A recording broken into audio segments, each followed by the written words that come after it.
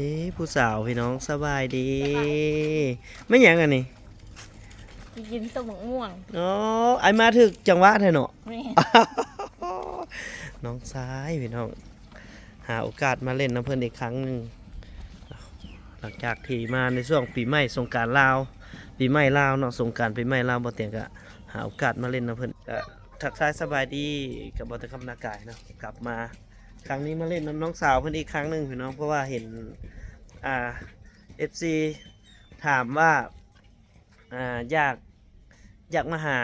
น้องเพื่อนโอ้อยากมาเป็นผู้ดูแลว่าซั่นนี่บ่าวเตียงก็เลยกลับมาอีกครั้งหนึ่งพี่น้องเอ้ยไปสายละเอ้ยยังอยู่บ่บ่เป็นหยังบ่รบกวนเพิ่นดอกคิดว่าเพิ่นไอ้คิดว่าเพิ่นไปเฮ็ดเวียกแล้วซั่นดอก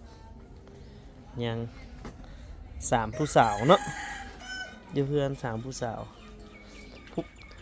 มื้อสงกรานต์บ่าวมุกบ่ได้มาหาอีกบ่บ่ได้กลับมาอีกบ่บ่าวมุกชื่อเราบ่ชื่ออยู่เรากันมาน่าจะมาเลยเราน่าจะมากับผู้สาวเรา เราก็เลยบ่ไปทักน้องมันบ่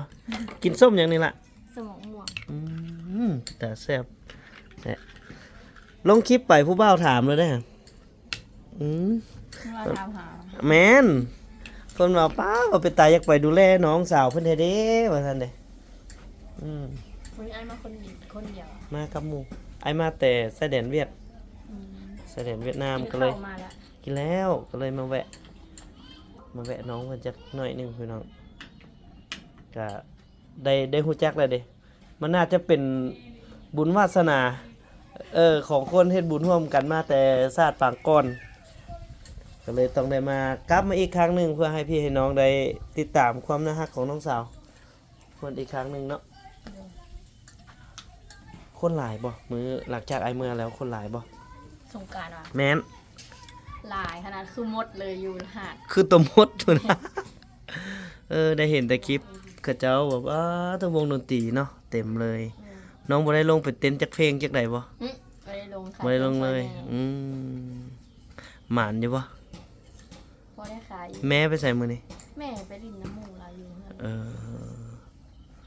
ถือว่ากระโชคดีได้เนาะมามื้อนี้ก็ยังเจอเนาะแม่จิ้วเหมือนเอาไว้ไปนอกจากยามนามันบ่แม่ถ้ายามนาอาจจะถ้ายามนามันก็ไปนาสวนคิดว่าโอ้ไอเตียงมางวันนี้บ้าบ่แม่นมีคนไปน่ะไสนี่ค่าสวนเรียบร้อยแล้วบ่ว่ามีผู้บ่าวไปขอเรียบร้อยแล้ว ขอโสดอีกยาวอยู่ดูแลแม่เนาะล่ะเนาะใส่ไปเอามะม่วงอยู่ใส่น้องกำลังแม่นโอ้ไปดูไปเบิ่งดูไปงัวสิบ่รักกินบ่งัวสิบ่รักกินบ่น่าจะหอมมี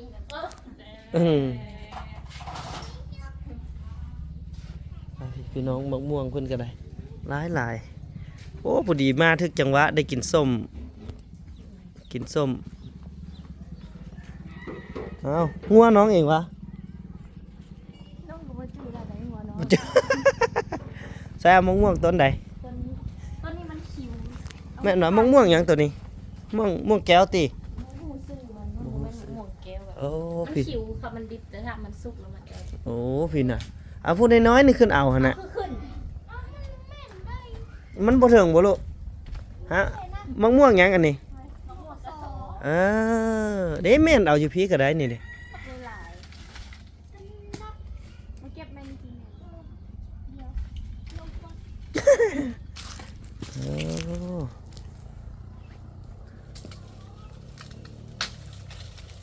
เอาเฮือนหลังนี้ก็แม่นเฮือนพวกน้องว่ะ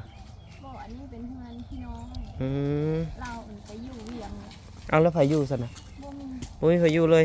แสดงว่าน้องอยู่2เฮือนแม่มาใต้ไฟให้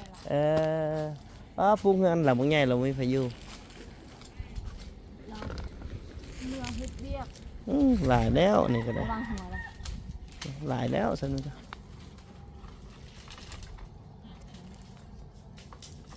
มันเริ่มใหญ่แล้วมันเริ่มสมแฮง ตอนมันยังน้อยๆมากมันบ่ทันเข้าแก่นหั่นเนาะมันพอดีกิน มีแต่ถามันสุก อื เลย ม เก็บ มะม่วงยัดโบกแม่นบ่ บ้านไอ้ปะบ้านไอ้ แม่นเอาข้าวเหนียวใส่นะ แม่นแล้ว มะม่วงยัดโบก บ้านน้องมะม่วงกระโส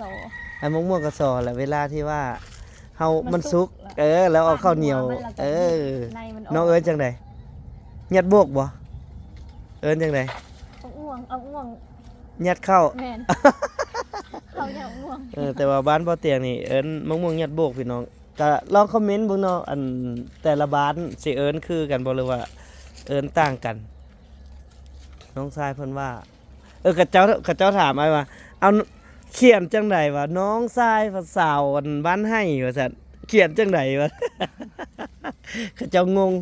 น้องเพิ่นซื้อชายแม่นบ่ลูกแหน่มีผู้บ้างมาจีบหลายอยู่บ่ตัวติอำเอาเอื้อยแม่นบ่ ไข่ เฮ้ บ่มีไข่ บ่แม่นอำเอาเอื้อยบ่อำเอากันอีก so คนนี้น้องหลานปะ แม่น มีแต่3เอ้ยน้อง3ผู้สาว3สาวเลยได้แล้วบ่น้อง พอบอก พอแล้ว มักยมเนี่ยไอ้จะกินแบบ อยู่เฮือนก็มีอยู่ได้ล่ะชิมแต่มะม่วงแล้วกินบ่หลายดอกพวกมากพวกนี้เดี๋ยวมาแวะลิ้นนำน้องเพิ่นจักหน่อยหนึง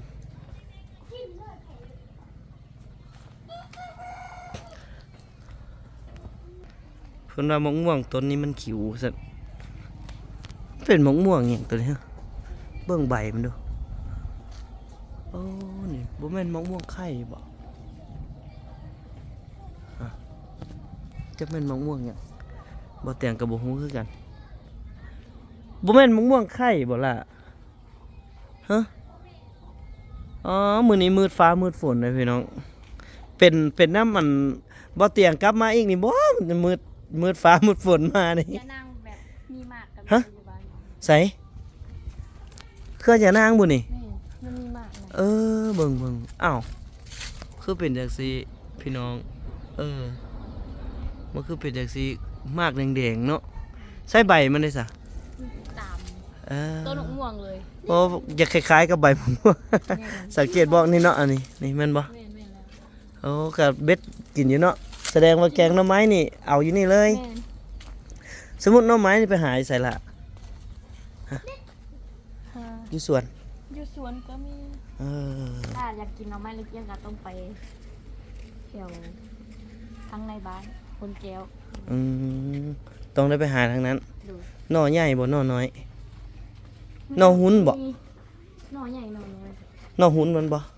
มันโป่งตามเค็มค่ะ หน่อหยังก็ หน่อไม้ในเกียง บ่เคยกินไอ้เคยกินแต่หน่อไม้กระแสนหน่อไม้ไล่หน่อไม้บงประมาณนั้นหน่อไม้ไผ่อะที่เคยกินที่ดู หน่อไม้ไรเกียงมันแต่เกียงคือมันคล้ายๆหน่อไม้หน่อไม้ไหลธรรมดา ใบมันได้ เนี่ย จังไดเนาะมันธรรมชาติบ่ เนี่ยธรรมดา อืมพี่น้องผู้ใดเด้สิอันได้เป็นเคยเฮือนนี่เนาะ บ่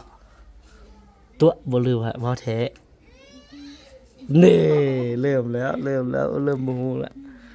ว่ามีผู้บ่าวมาจีบเอ้ยเจ้าหั่นนะตัวหรือว่าแท้ พ่อแท้ บ่แท้บ่มีผู้ใดมาจักคนเลย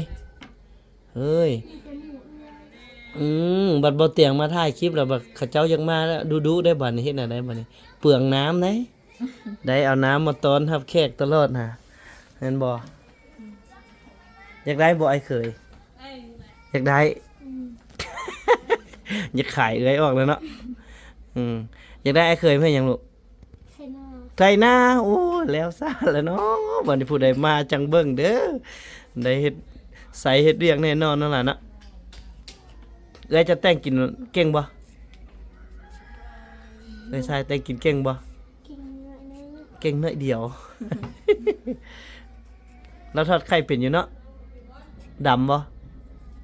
บ่ดำ คิดว่าเป็นอยู่ว่าทอดไข่ก็ดำ เบิ่งลองชิมเบิ่งหมกม่วงบ่นี่พี่น้องเอ้ย มักม่วงสิแซ่บหรือบ่แซ่บนี่ขึ้นกับคนซอย นั่นน่ะ แม่น ส้มมันส้มแห้งเริ่มแก่ เดี๋ยวถ้าเบิ่งเพิ่นเฮ็ดตาส้มตาหวานเด้อบัดนี้ถ้าเบิ่งเพิ่นเฮ็ดตาส้ม เคยบ่เฮ็ดตาหวานใส่ผู้บ่าวว่าถามอีหลี เฮ็ดจังไดเฮ็ดตาหวานเฮาก็บ่ จักแล้วอ้ายก็บ่ฮู้คือกัน เอาผู้ใดเคยเฮ็ดตาหวานลองมาเฮ็ดตาหวานให้น้องเพิ่นลองเบิ่งหน่อยเด้อ เนาะเอาเบิ่งหนูซิมึงหนูซิมึงหนูจิ้มเบิ่งกินอีหลีแล้วบ่ต้องซิมแล้วให้อ้ายว่าส้มหรือว่าหวาน ส้ม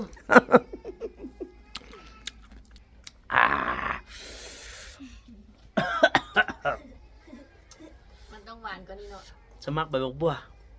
ใบอันน่ะหัวผักบัวบ่อ่าโอ้ย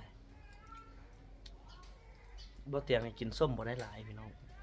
เพราะว่าท้องไส้บ่ค่อยดีปานใดถ้ากินส้มหลายๆในนิดนึงนี่เรียบร้อย ห้องน้ำ หรือว่าอันเพิ่นว่าอีหยังก็ไปไว้มาซ้ายนะ อืมถ้าท่านใดที่ว่าอยากให้บ่เตียงเที่ยวมาหาน้องเพิ่นดูๆก็คอมเมนต์กันให้หลายๆเนาะเพื่อเป็นกำลังใจหรือว่าท่านใดที่อยากมาเที่ยวบ้านน้องก็ได้ติดต่อบ่เตียงมาได้เนาะเดี๋ยวพามาเล่นมาเที่ยวเดี๋ยวไปเบิ่งหน้าเพิ่นก็ได้เนาะไกลบ่ล่ะ บ่ไกลขี่รถออกไปทางขัวที่ไอ้ขับอันกายมา อ่า ขัวขับปา อยู่เบิ่งซ้ายหรือเบิ่งขวา อยู่เบื้องขวา ขาไปอยู่เบิ่งขวา อยู่เบื้องซ้าย เบิ่งซ้ายอ๋อเป็นทุ่งหลายๆแมันบ่ แม่ อืมพี่น้องเดี๋ยวต้มกินส้ม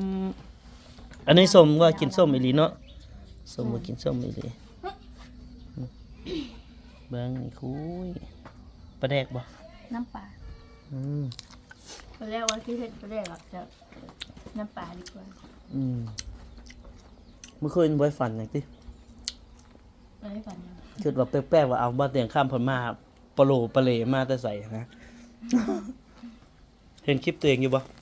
ยังไม่ได้เบิ่งเลยยังไม่ได้เบิ่ง มันเป็นจังไดว่าลองเบิ่งเด้อ ว่าช่วงสงกรานต์น้องแบบไม่ได้ค่อยมีเวลาเล่นโทรศัพท์ ไอโพสต์รูปบ่เตียงโพสต์รูปพันเพจไปโอ้คนกดไลค์ให้เป็นพันพุ่นน่ะ อืม เอาลงเพจน้อยบ่ได้เอาลงเพจใหญ่เอาลงเพจน้อยคนก็กดไลค์ให้ประมาณ1,000กว่าก็ถือว่ามีคนให้ความสนใจอยู่เอาลง TikTok คนเบิ่งประมาณ 20,000 กว่าแต่ว่าทาง YouTube นี่บ่มุกนี่10,000กว่าแล้วบ่ก็ถือว่ากระแสตอบรับโอเคอยู่เนาะถ้าว่ามานำเสนอดูที่คนก็สิสนใจขึ้นก็ถ้า FC ให้ความสนใจหลายๆเนาะหลายครั้งที่บ่เตียงมากอะบางเทื่อมันก็สิอาจเป็นนะครับให้น้องได้บ่หลายก็น้อยเนาะพอได้เติมบัตรเติมเบอร์แต่ละเดือนไปแบบนี้นะเพราะว่าอยู่นี่หลังจากสงกรานต์แล้วนี่คือบ่มีแนวหาแล้วเนาะ แม่น อืม บ่มี คือเขาขายน้ำปั้นเนี่ยเขาขายช่วงอะไรจ้ะขายแต่ช่วงสงกรานต์ บ่มีเงินใส่จอกแก้วให้อ้ายเลยก็ได้ โอ้ยน้ำไอเต็มรถอยู่ล่ะบอกเอามากก็ได้คือหลังจากวิทย์สงกรานต์แล้วแหละบ่ได้ขายเลยเหรอ ได้ขายอยู่แต่ว่าสิมาขายอยู่เฮือนแบบ อืม เด็กน้อยเขาอยากกินก็ ปั้นให้เขา แม่นเพราะว่าเขาก็ฮิตแต่ช่วงที่แบบใกล้เทศสงกรานต์นะเขามาเรียน มันฮ้อนอีกเด้เนาะ มันบอกฮิตสงกรานต์ไปแล้วก็บ่มีคนมา เงียบเลยเนาะ ที่ว แม่นคือไอมาครั้งหนึ่ง มาเล่นสงกรานต์ คือช่วงน่าจะช่วงแล้วโควิดใหม่ๆไอมาแต่แบบไอก็เลาะเข้าไปในบ้านพุ่นละเลาะเข้าไปในบ้านแล้วก็อยู่จุดนั้นเฮือนแต่ก่อนเราเป็นในบ้านในเฮือนหลังเฮือนนะแต่เดี๋ยวนี้เพิ่นน่าจะเศร้าแล้วล่ะนั่นเคยเป็นนายจังบัดนี้นายบ้านนะ ได้บ้าง น้องคือบ่ลงสมัคร เป็นแม่บ้าน บ่ได้เด้อ สมมุติอันนี้ถามอีหลีสมมุติว่ามีเวียกเฮ็ดอยู่แถวไกลๆนี่บ่อยากเฮ็ดบ่อยากเฮ็ดเวียกบ่ ถ้าอยากเฮ็ดมันคันมีอยู่กับใกล้ เอาแถวไกลๆไปสินะแถวไกลๆบ้านไปสิมันก็คอยมาเบิ่งพ่อแม่ได้เนาะ ถ้าว่าให้ไปเฮ็ดเวียกไกลๆคืออยู่เวียงจันทน์อยู่ไทยบัดนี้มันก็สิยากยากนำบ่มีผู้ดูแลแม่เพราะว่าถ้าน้องบ่อยู่นี่ก็คือยากแต่น้องสาวหลานนี่แม่นบ่ แม่น กับแม่สองคนเออ เพราะวันที่20ปลาย20นี่ก็เอื้อยก็กลับเวียง อ่าจังน้อยก็เฮ็ดได้เฮ็ดนา แม่น ก็สิเคี่ยวหาไอ้ายเขยไวๆเนาะนางเคี่ยวหาไอ้ายเขยไวๆเด้อเนาะก็สิฮอดยามดำนาแล้วแม่นบ่ นะสมัครมาหลายๆพี่น้องสมัครมารัวๆพี่น้องสมัครมาเบิ่งเฮ้ป้าตัวเฮ็ดได้สิกินเบิดบ่รู้มะม่วงก็ได้ เบิดค่อยๆกินไป เอากินเข้าไปหลายเทื่อจังสิพาพี่น้องไปเบิ่งหน้าเพิ่นฮอดยามดำนาก็เนาะอีกบ่โดนได้นี่จักหน่อยก็วิทย์สงกรานต์นี่ก็เดือน6แม่นบ่ แม่น เดือน6ก็เริ่มตกกาละ แม่นแล้ว เดี๋ยวสิหาผู้เบ่าวมาให้เพิ่นเลือกอีก เขามาป่วนกานำ อืมบัดนี้เราต้องพิสูจน์เขาเจ้าโดยการเฮ็ดนาให้เพิ่นเฮ็ดนาแม่นบ่ แม่ ให้เพิ่นเฮ็ดนาเบิ่งว่าเพิ่นสิเฮ็ดเป็นบ่เนาะอีหลาเป็นกรรมการเด้อล่ะเด้อน้องลาเป็นกรรมการให้แม่ก็เป็นกรรมการนำเอาพี่น้องบ่เตียงก็สิบ่ได้อยู่กับน้องดนเนาะก็เดี๋ยวบ่เตียงก็สิได้ลำลาพี่น้องไปก่อน เอาไว้โอกาสหน้าเนาะเดี๋ยวไอ้เตียงมาลินน้ำอีก เป็นในต้อนรับดิวตี้ ต้อนรับเสมอ ถ้าอยากมาเนาะที่จริงมันก็บ่ได้ไกลนะจากบ้านบ่อเตียงมานี่ก็น่าจะบ่เกิน 3-40 กิโลเคยไปหน้ากายบ่เคยขึ้นไปหน้ากายบ่ เคยไปเบิ่งเฮือใหญ่ เฮือนอ้ายก็บ่ไกลจังซั่นแหละ ทางแวะนั่นแหละจังหน่อยก็บุญบังไฟ ชิโปนแล้วเคยไปอยู่ หึ ชิโปนเคยไปชิโปน เซโปนไปน้ำไผ ไปน้ำแม่ ไปน้ำแม่ กับน้าบ่าว เออน้องนี่เคยไปไทยบ่ เคยไปแต่ฮอดอันคอนอย่างหน้องคายว่ะประมาณ เอาข้ามไปทางเวียงจันทน์ แม่นๆ อ่า เอาไปลิ้น ตอนไปเฮ็ดเวียกมันบ่ บ่ไปลิ้นแบบไปเลาะซื้อเครื่องซื้อ อืมตอนนั้นเฮ็ดหยังคือไปข้ามไกลแท้ ตอนนั้นน้องอยู่เวียงน้องก็เลยไปข้ามทาง อ๋อ ไกลไปน้ำเอื้อยแบบ อยู่น้ำเอื้อยอยู่เวียงแล้วข้ามไปหั่น แม่น อืมเป็นจังไดประเทศไทย ก็ จักปีละ ที่น้องไปนะ อ่ะ น่าจะ2 ปีแล้ว 2 ปีก็บ่โดนปานใดเนาะบ่โดนปานใดเป็นอะไรข้ามไปบ้านเพิ่น เกือบเขาให้เขา เกือบบ่ให้เข้าเป็นหยัง แบบเฮาบ่ฮู้แล้วมีแต่ให้เอื้อยแบบ แล่นเอกสารให้ แม่น เฮ็ดบัตรชั่วคราวไป บ่บัตรผ่านแดนนั่นแหละ บัตรผ่านแดน เพราะ บั ว่า ตร ตอนนั้นตั้งใจว่าสิไปเฮ็ดเวียกอยู่ไทยแน่ อืม ก็เลย พา เฮ็ด สปอ ไว้ ร์ต ช่วงที่เขากำลังเฮ็ดบัตรหั่นนะ อ๋อแพงอีกตอนนั้นนะ ก็ว่าสิไปแต่ว่าบ่ได้ไป 2 ปีก่อนก็น่าจะพร้อมๆกับตอนอ้ายอั่นพาสาวจ้อย ไปหาผู้บ่าวไทยอยู่สนามบินหยังเนาะ เคยเห็นอยู่เคย เพื่อนว่า ได้ เขาเจ้าไปกอดกันแล้วให้กันอยู่สนามบินนะ เคยเห็นอยู่ อ่า ก็เห็นว่า เห็นในโกเห็น อืม เห็นในโทรศัพท์ อืม อีเบะเบิก อยากให้เอื้อยเจ้าขี่เครื่องบินขี่ยนต์ไปหาผู้บ่าวอยู่ไทยไปซั่นบ่ สิความรู้สึกจักสิเป็นไดเนาะตอนที่นั่งเครื่องบินไว้เนาะ ยาน เคยบ่เคยจักเทื่อละเคยจักเทื่อ ขี่ยนต์ว่ะ แม่น บ่เคย บ่เคยเลย เคยแต่ขี่รถเมล์ แม่น อยากลองจักเทื่อนึงบ่ ยาน แต่ว่าขึ้นลิฟต์ขึ้นบันไดเลื่อนก็สิขึ้นดูอยู่เนาะอยู่เวียงจันทน์ก็สิมีอยู่ก็สิมีอยู่เอาไว้โอกาสหน้าเดี๋ยว ถ้ามีโอกาสเนาะถ้าไอ้ได้มาหาน้องดุที่มี FC หลายๆก็สิพาไปเที่ยวนครพนมขอนแก่นพวกนี้ก็โอเคอยู่พาสปอร์ตน้องน่าจะยังบ่ทันเบิดดอกเพราะว่ามันกุม10 ปี แม่นยังบ่เบิด ก็สามารถไปได้ก็ลองเบิ่งพี่น้องก็ฝากติดตามน้อง ทรายเนาะที่เพิ่นขอให้เป็นกำลังใจให้เพิ่นนั่นแหละให้บ่เตียงได้เที่ยวมาหาน้องเพิ่นดุๆเนาะถ้ามีคอมเมนต์ดุๆมีคอมเมนต์หลายๆมีคนไลค์หลายๆก็สิได้เที่ยวมาหาน้องเพิ่นดุๆเนาะก็สิสละมาเลยแหละมาเป็นมื้อแล้วเนาะพาเฮ็ดกิจกรรมหาหน่อไม้มาแกงอีหยังก็พอได้อยู่เนาะ ได้ ฮู้บ่อนไปหาอยู่เนาะก็ลองเบิ่งพี่น้องลองติดตามเบิ่ง2ไอ้น้องพวกเฮาถ้าท่านใดที่สนใจอยากมาลิ้นมาเที่ยวอยู่บ้านให้ผาเวียงนี่ก็ติดต่อบ่เตียงได้เนาะข้ามมาทางนครพนมนี่ใกล้สุดละก็ถ้าบ่อยากให้ไปรับอยากเช่ามอเตอร์ไซค์ก็ร้านมอเตอร์ไซค์มีไซค์เนาะมีไซค์รถเช่าอันนี้ก็โฆษณาให้เพิ่นเพราะว่าช่วยเหลือกันเฮากับเพิ่นก็บ่ได้จ้างเฮาเป็นพรีเซนเตอร์อยู่ดอกแต่ว่าเฮาโฆษณาเพิ่นว่าบางเทื่อไปเฮาก็สิได้กินน้ำอยู่ทานเพิ่นอยู่เอาโอเคเด้อมื้อนี้บ่เตียคำก็สิได้ลำลาไปส่ำนี้ก่อนกับน้องทรายเนาะเอาไว้โอกาสหน้าเนาะล่ะเนาะ โดย พบกันใหม่สำหรับ EP นี้ขอกล่าวสบายดี สบายดีแน่ผู้ทางน้อยนั้น ซื้อหยังก็ ซื้อหวาย หวาย เดี๋ยวเขาสิแกงหวายกินเนาะมื้อหน้าเนาะซื้อซีนหมูมา